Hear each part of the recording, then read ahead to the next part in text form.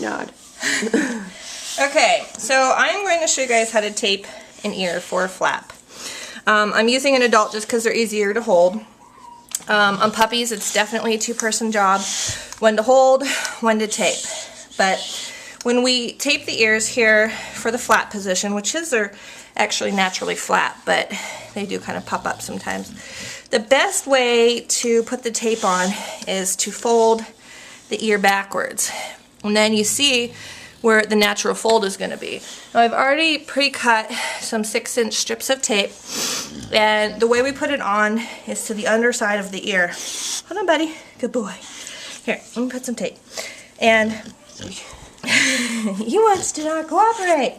But you're going to place the tape against the skin right along that crease. Make sure you stick it on real good. This is where it's got to hold. And you should have a little overlap on both sides. So when the ear comes back forward, it's going to look like this. Now, if you push the ear against the head and fold it forward like a taco, you can stick those two edges of tape together.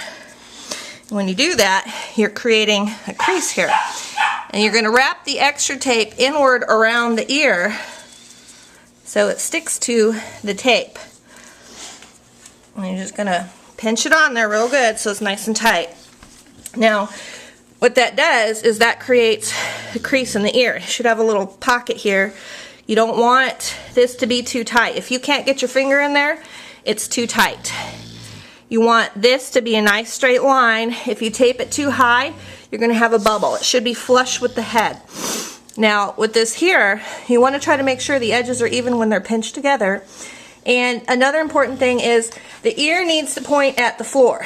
When you tape it, if the ear sits like this, you're going to end up with some really jacked up bubble ears. So the tape should make the ears point at the floor if they're on correct. So when you look at them from the front, that ear needs to point down. That's where your fold's going to be, and that's what's going to give you nice ears that are flush to the head.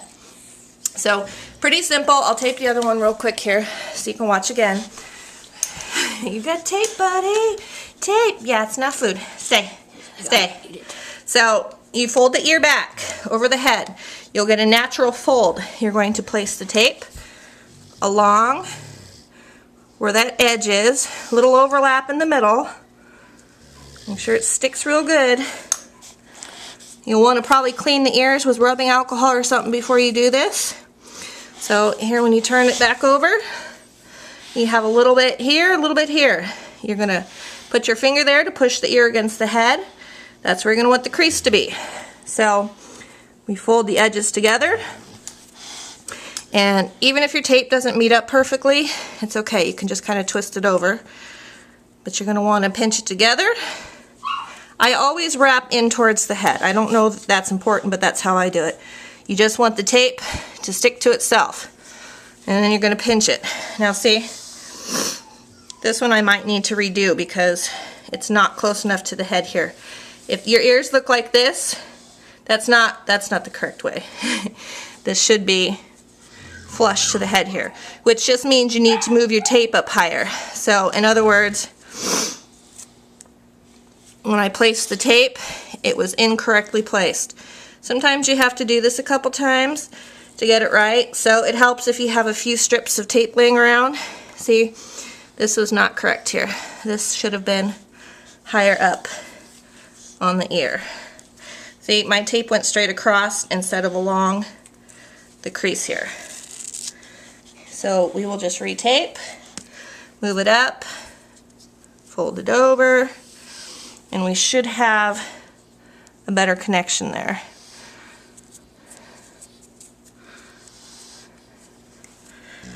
There. Okay, it's pointing at the floor. You've got the finger space. The ear sits next to the head.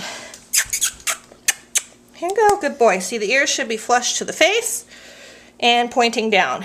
There is a correct set of taped ears. You may have to try a few times, and once they're on, you can even add a second piece of tape around to reinforce it, because when it starts getting dirty or wet from being outside, it'll start to come off, and you just keep taping and taping and taping until they're set. I typically leave tape on as long as the dog will keep it on. If it stays on more than 5 to 7 days, take it off. Let the ears unfurl. What I mean by that is when you take the tape off or when it comes off, the ears are going to stay looking like this. That's okay. Give them a day. They'll open up to a nice flap.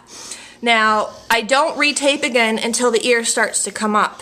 If you see it starting to pop up, you're losing the crease, retape it another 5 to 7 days.